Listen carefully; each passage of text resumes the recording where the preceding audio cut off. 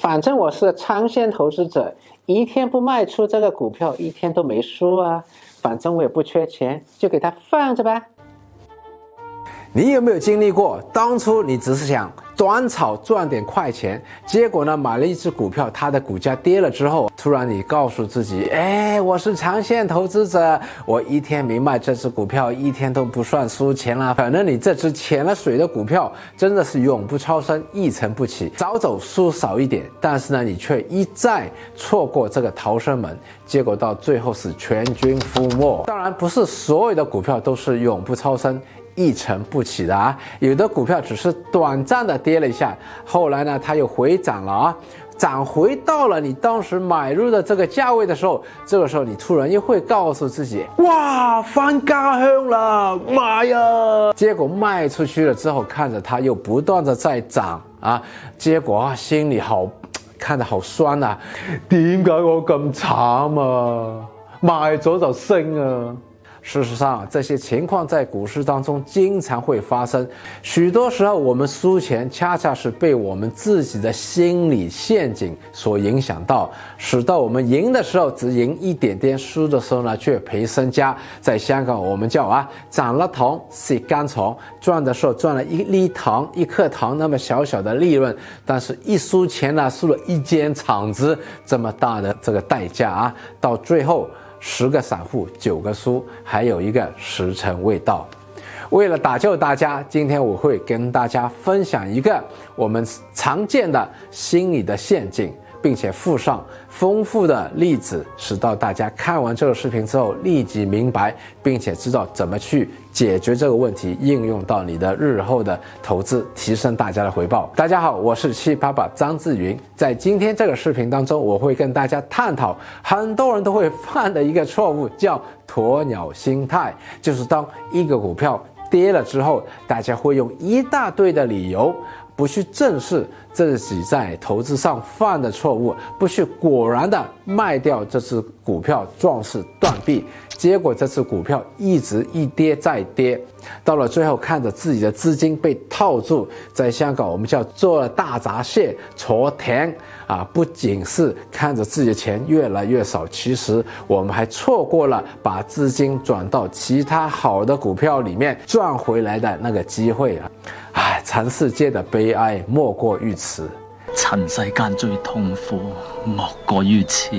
Wait a minute， 我之前不是拍過一個視頻提到過我從來不止損的嗎？有留意過那個視頻的朋友現在可能會疑問啊，股票跌了賣出去叫止損，七爸爸你又說不好，那不賣出去你現在又說是鴕鳥心態又不好，那到底是賣還是不賣呢？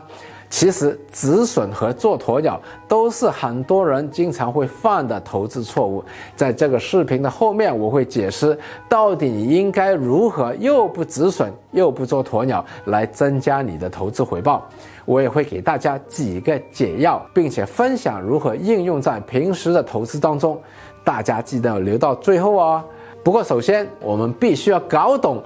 鴕鳥心態這個投資陷阱到底是什麼一回事啊？所以大家有沒有試過買了一隻股票，結果它跌了，你發現當初買入的決定是錯誤的，但是呢要現在賣出的話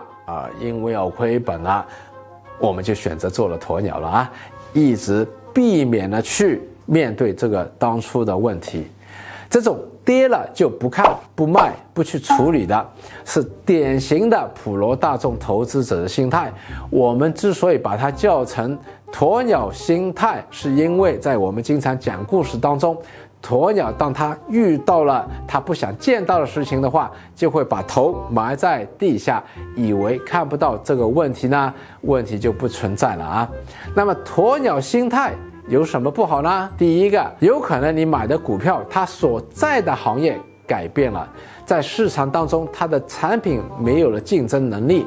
甚至這家公司的管理層領導都改變了。當然在這種基本因素開始改變的時候，作為一個普通的小股民，我們是後知後覺，不會知道的啊，直到這些因素開始反映在它的股價當中了，也就是說股價已經跌了，我們才會留意到。如果這個時候我們用客觀的角度去评估一下的话，可能我们会发现这个公司的状况不值得我们再投资了，我们应该是要壮士断臂，因为这个改变可能是很长远的改变，我们越早卖出，输的越少，但是我们可能就做了鸵鸟，避免了及时去壮士断臂，到最后我们输的不是一个手臂，而是整个身体给大家举个例子汇丰银行呢，曾经是一家全球领先的银行，也曾经让很多的股民赚到了丰厚的回报甚至在香港有一句话叫圣诞钟买汇丰，也就是说年底的花红我们闭上眼睛买汇丰就可以了甚至是有著名的股评人说买汇丰是有买貴就冇買錯，也就是说只有可能是买贵了一点点，不可能是买错掉的但是到了08年的次按危机之后和12年的欧债危机之后呢，整个银行业是很难做的特别后来又有新的政府的监管和要反洗黑钱的很多的措施出来之后，汇丰银行也曾经被罚过巨额的罚款现在汇丰银行还要面对虚拟银行啦、互联网证券啦、在线理财平台这些新的挑战，所以它的股价也从08年的150块以上跌到了最低到过30块以下，就算今天反弹了到了45块，也是只有当初的一小部分，对吧？我还记得在2018年的时候呢，当时有个朋友手上有很多的汇丰银行的股票，当时我就劝他把汇丰的股票卖走当时汇丰的股价大约是在70多块左右，我建议他把汇丰银行卖走资金转到美团，当时美团也只有70多块，但是他告诉我现在买汇丰亏好多钱的，反正我是长线投资者，收股息也不错结果呢，最后汇丰银行是跌到了30多块，就算今天回到了40块，相对当时70多块也是不见了一大截，对吧？相反当时美团只有70多块，后来涨到了460块，就算今天有所调整，也在300块左右相对当时的股价是涨了4倍多又好像思捷环球，它的股价曾经到过110块，是香港的一家蓝筹公司，但是当它的老板邢立元卖走了手上所有的股票，离开了公司之后，这次股票就一直在跌，一直在跌。其实很多的股民在80块可以走，在60块可以走，在50块可以走，但是他们没有走，今天的股价只有6毛8大家看一看今天的 CEO， 他以前是做银行出身的想想一个银行家来经营一个时装店，一个 fashion store， 相信6毛8这个股价已经告诉大家这是一个错误的mistake。 OK， 那好了，我之前说过不止损就是说不要因为股价跌了就马上恐惧，马上盲目的去止损但是我们要做的是一定要从一个新的客观的角度来评估这家公司的投资价值，然后再做卖还是不卖这个决定。如果这支公司的基本因素改变了，这支公司已经不值得去投资的时候，那这个时候我们就要果断的壮士断臂，不要再做鸵鸟了。道理好像很容易懂，但是为什么这么多人到最后还是做鸵鸟呢？第一个，这可能是我们潜意识的行为，我们做了鸵鸟都不知道。我们从小就开始认为犯错是可耻的，所以我们的潜意识是不想承认我们犯错所以一旦把我们手上的股票卖出去了，亏了钱，就好像拿到了成绩表，要承认当初买入的是错误的，承认错误是痛苦的，我们的潜意识自然的会让我们 procrastinate 去拖延这个痛苦甚至希望有一天奇迹会发生，这只股票涨回去了，我们就不用再承认这个错误了这也是解释了为什么股价跌下去了，很多人就不看了，一直在逃避。但是一旦这个股价回升到他们买入的价格的时候，他们就迫不及待的卖出去了，因为他们不需要再承认我当初买入的是个错误，对吧？第二个呢，是我们怕一旦在亏钱的时候卖了出去之后，这只股票又回涨了，涨回来了啊！这个时候不光是我们卖出的时候亏了钱，还要之后承受着看着它一直在涨，我们心里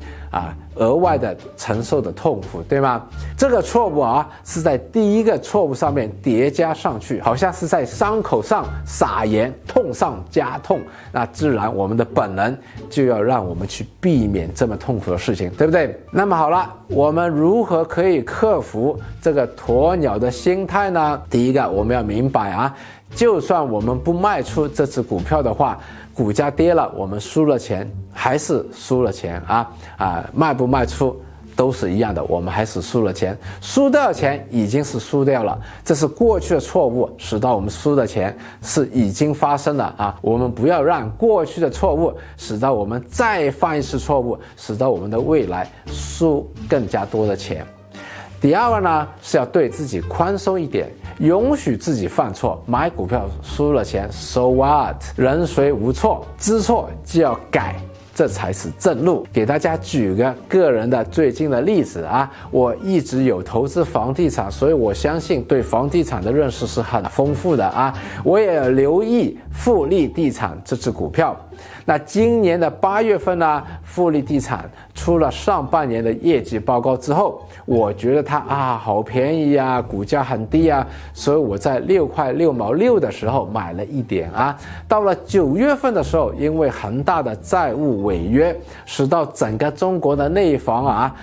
企业呢融资是非常的困难，而且楼价也跌下来了，销售也差了所以富力是一家借贷很高的公司，真的有可能周转不灵，会倒闭，有这个风险。所以在这个时候，它的股价已经跌到了5块6毛3，我毅然的在那个时候卖出了这不是盲目的因为股价跌了我要止损，而是因为我评估到当时内房的这个企业和这个富力这个股票它的倒闭的风险，所以就算我是亏了钱，我还是卖掉，把资金拿了回来。结果呢，我是找到了另外一只风险比较低的叫融创中国的股票，也在短短的1个星期之内赚回了30%当然后来我看到富力的老板把他的物业管理公司卖走了，把资金去救富力我知道他倒闭的风险是更低了，对吧？所以我在4块6毛5这个价位买入了如果没有当时走的话，我不会在这个更低的价位买入。但是呢，到了5块1毛5的时候，我还是走了。为什么呢？因为我知道内房那时候整个行业的风险还没有完全消失到风险还是不少的。到了最近我又看到他的老板呢，在4块6毛的时候，用了3000万的港币的成本，在股票市场里面买入了自己公司的股份。我知道，如果这家公司要倒闭的话，老板是不会自己真金白银3000万去买的。那我有了信心在4块2毛的时候，又再一次买入了富力这支公司，对吧？大家看到如果当时候就是因为股票跌了，我做了鸵鸟之后就没有了资金在其他地方赚回来，也没有了这个灵活度，在更低的价位的时候买入买出了当然人还是主观的，如果我们手上的股票跌了之后我们感觉不应该做鸵鸟，但是还有心理上这个难关过不了，怎么办呢？给大家一个锦囊妙计下次等到股价跌的时候，大家不妨可以把手上的股票先卖出去，然后问自己，现在我有这笔钱，在这个价位我会不会买入，还是我有更加好的其他的地方来安顿我的资金，对吗？在这个时候我们手头上没有它的股票的时候，我们会更客观的我们会避免了 conformity bias 确认的偏差。所以呢，我们会这个更客观的来分析一下，如果在这个时候我们还是觉得还是便宜的，还是好的，还是买回这股票的，那这样的话，就算一出一入，我们只是损失了一点点的买卖的佣金和手续费，对吧？现在的买卖佣金越来越低了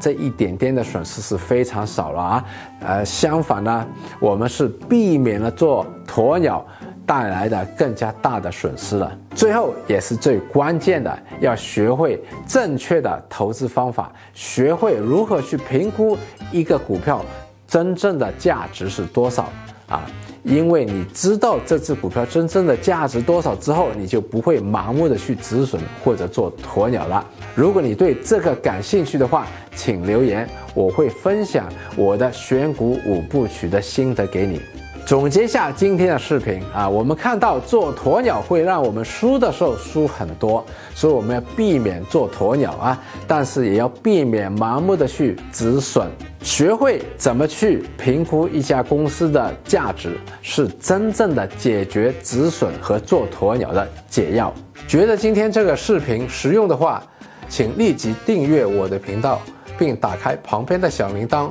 以及打开全部，点赞、留言、分享此视频也不错哎。哇，就把它放着吧。